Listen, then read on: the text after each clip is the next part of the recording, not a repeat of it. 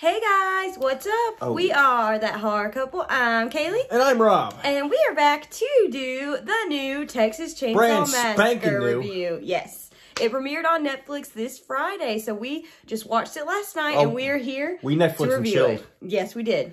Yeah. And it feels like if you look at Twitter or on the internet, it's either one thing or the other. People are like, I hate it, or people are like, it was pretty damn good. Yeah, that's how I feel too. Yeah, basically, Leatherface is, in an orphanage. He's on Instagram Live, and he's like, Mama, I'm coming home. Let's talk about it. That horror couple. Oh, yeah. That horror couple. It's us. That horror couple. That horror couple. And they talk about horror. Like and subscribe. After nearly 50 years of hiding, Leatherface returns to terrorize a group of idealistic young friends who accidentally disrupt his carefully shielded world in a remote Texas town. Directed by David Blue Garcia, starring Sarah Yarkin, Elsie Fisher, Mark Burnham, and Jacob Lattimore. What about the lady that played Sally? I can't say her name. Never mind her then. All right. Whose name can you say ever? You're always like, Mike Persanico? So right away, what do we dig? What do we like? What are we feeling about the new Texas Chainsaw Leatherface 2022?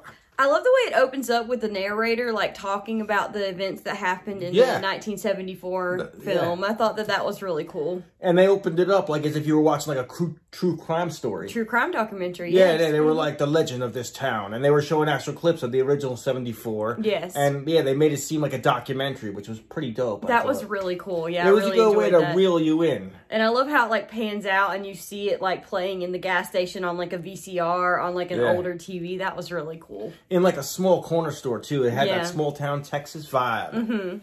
I love seeing, like, Sally and how they give her, like, a backstory or whatever. That was really cool. We finally found out what happened to Sally. Yeah, they talk about how, like, she became, like, the police chief for a while, trying to find Leatherface, trying to look for him for, like, almost 50 years, and she was never successful, and now she's kind of in hiding or whatever, like...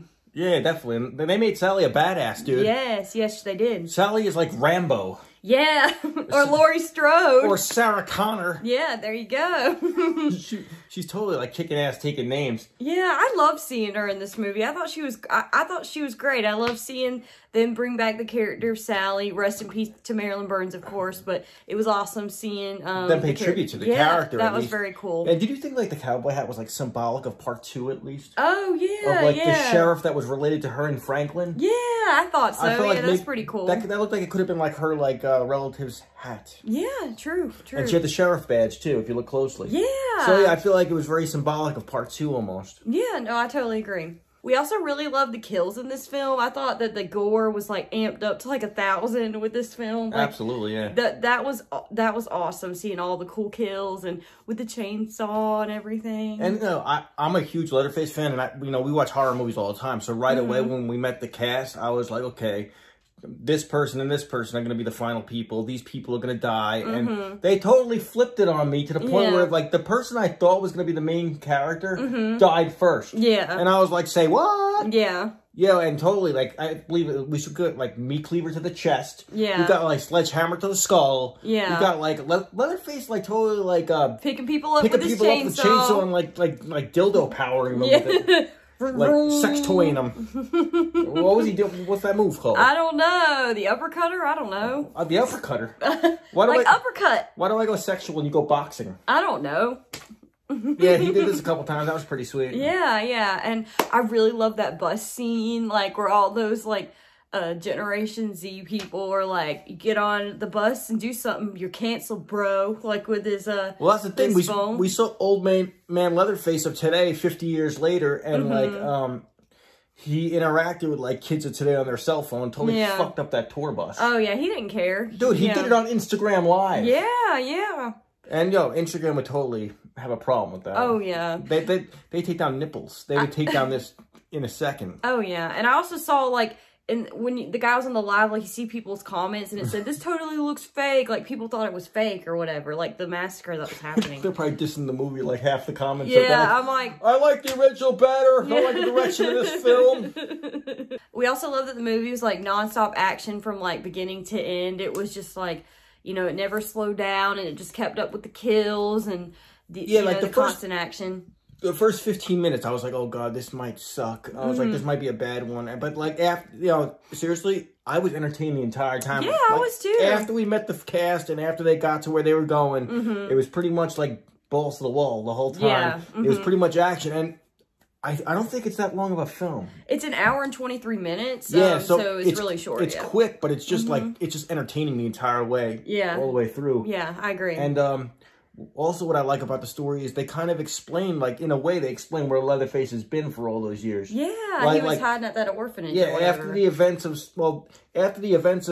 74, I don't know if he went directly to an orphanage or if they were just like he went somewhere else then the orphanage. But they explain where he was living all these years, and they actually showed like pictures of him growing up with these kids. Like somehow they took in this like big. Like, giant of a man, and he was in these photos, like, these little kids growing up in an orphanage. Yeah. So, that was pretty cool to see a little bit of a backstory. Yeah. And the lady running the orphanage, that was a creepy character. Yeah, she was creepy. She's like, this goddamn bank ain't taking my house. Yeah. She's like, you want some sweet tea? You remember that? Yeah.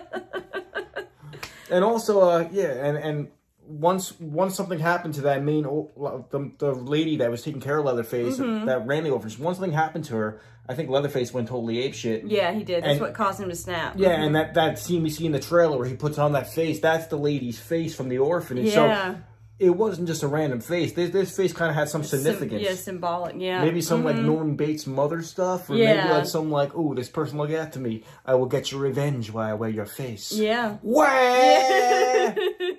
And I also feel like you're rooting for Leatherface like the entire way through because the characters really aren't likable. In my opinion, they're just not. So I really just love seeing Leatherface in this film and how the film focuses mostly on him. I thought that was really cool. Yeah, I agree. This isn't a movie about like Leatherface's family and like it seems to me like the entire series, Leatherface had a family and the whole family was screwed up and like you got to meet like Uncle this, Grandpa that, you know. Yeah. This is just a Leatherface film and it's all Leatherface. Yeah. Like, the whole thing takes place orphanage and, like, the street. Yeah. Like, the whole film and Leatherface fucks it up. Yeah. Yeah, and, so, it's a Leatherface film. Like, you know, it's not so much focused on his family this time. Yeah, no, I agree. I thought Mark Burnham played a kick-ass Leatherface. He did. He was so awesome. The look of Leatherface is, like, very, like, it's a very decrepit, like rotting away look to this one. It's almost like he's going bald like, in the top. Like it looks like an old man Leatherface to me, but his movements were very like it reminded me very of old school Gunner. Yeah. And sort of like remake Leatherface. It was sort of like a combo of the two. And what I love to see was the look of the yellow 1974 chainsaw. Yes, they brought back the old school chainsaw, which was totally cool. Yes, I agree. A lot of Easter eggs in this film, I thought. Yes, I love seeing the original chainsaw. That was really cool. And really loved, like, the ending where you think the two sisters are going to get away. And spoiler alert, and he pulls Melody out of the car and just totally, like, you know, takes her hand off with a chainsaw. That had me jump. It made me jump because I was not expecting that whatsoever. Did you notice at the end, the way they were pulling away, it was so, like, they redid Sally? Yeah. Like, they redid that whole Sally scene where she's like, ah! Like, Leatherface is, like, doing, like, he's swinging the chainsaw at the end. Yeah. And we finally got the final showdown between Sally and Leatherface, which I thought was awesome. Yeah. And of course, she died. But Marilyn Burns' character, that story came to a close, which was pretty cool. And what's up with Marilyn Burns living through getting hacked in half? I have no idea. How did that happen? She's a badass, dude. Yeah. She's like, you know, Leatherface fucked her up, and she's just like chilling on by like the garbage heap, like, I'm still here, I'm still here, run. Yeah. Don't. Oh, she's like, don't run. She's like, don't run. He will follow you. Yeah. And we also really love the end credit scene. If you stay through the credits, there's an end credit scene of him walking back up to the old house. It's like a Marvel film, but more badass. That was really cool to see him like walking up to the old house. Sweet home, Texas. Yeah, it could set up for a sequel, so I would be open for that if they were going to do that, so... Yeah, I mean, like, the story now can go anywhere. Yeah. So, because it ended with Leatherface back in the house. So now... I mean, they could do a prequel from 74 in between this story, or they could do it from this story. There's so much room that they can tell stories. Yeah, I'm interested to see what they decide to do. As far as dislikes of the film, I'd have to say that I didn't really like any of the characters, really, so that was a big dislike for me. I liked Sally. I liked Sally. That was about it. I thought it was cool to see Sally back. Yeah. Or the character of Sally. Yeah, the character of Sally, it was awesome to see her, but other than that, I did not like any of the characters. They were just, I just didn't like them. No. Not likable. We're on dislikes now? Mm-hmm. Dislike for me, I don't know. We found out what happened to Leatherface since the original film. There was no mention of what happened to Grandpa or the cook. Yeah. So I was wondering what happened to them. Oh, yeah. I mean, maybe they're back in the house, but we didn't get to see that. We didn't see him, so we don't know. I don't know if his family died. I don't know what happened to Yeah, so, well, his brother, the hitchhiker, died. But, yeah, like I said, the cook and Grandpa, I don't know what happened to them. Yeah, so we'll be interested to see if they bring them back, if they do a future sequel. Yeah. Another dislike for me would have to be them killing off the character of Sally. They brought her back just to kill her, which I guess most people wouldn't care about, but I don't know, I cared. They should have did a trilogy like Halloween. Like, yeah, there you go. Texas Chainsaw Kills, Texas Chainsaw Ends. I would have been happy if Sally lived, if they killed her off. She should have called Haddonfield and been like, yo, you got to come down to Texas. Help me with the shit. Yeah, she should have called Laurie Strode. Laurie's like, I'll be right there once I get out of the hospital, bitch. Right? Yeah. She gets the knife and she's like walking out. Is that where she was going? And yeah, she's walking to Texas probably. She's like, I'll be right there. My daughter's dead anyway. Fuck it. As far as final thoughts of the film, I would have to give this film a 6.5 out of 10. That's a good score. I enjoyed it. It wasn't my favorite, but I still enjoyed it more than the Leatherface, the one prior to this one. So I thought it was, you know, fun for what it was, gory, enjoyable. So 6.5 out of 10 for me.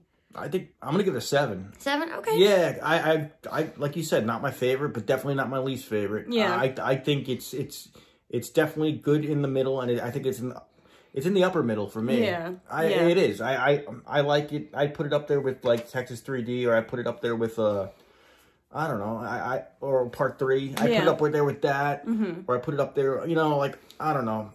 There's so many different versions of like a Leatherface film out there that I feel like this was like a cool like nowadays kind of version. Yeah. It's just a cool Leatherface film, and I feel like a lot of times people compare it to like what's your favorite, what's you know, and I feel like if you just look at it like this is a Leatherface film, let's have fun. Yeah. Let's watch Leatherface do his thing. Yeah. And you know, and if you appreciate the little like nods they do to the classic movies, I think you'll enjoy this. Yeah, for sure.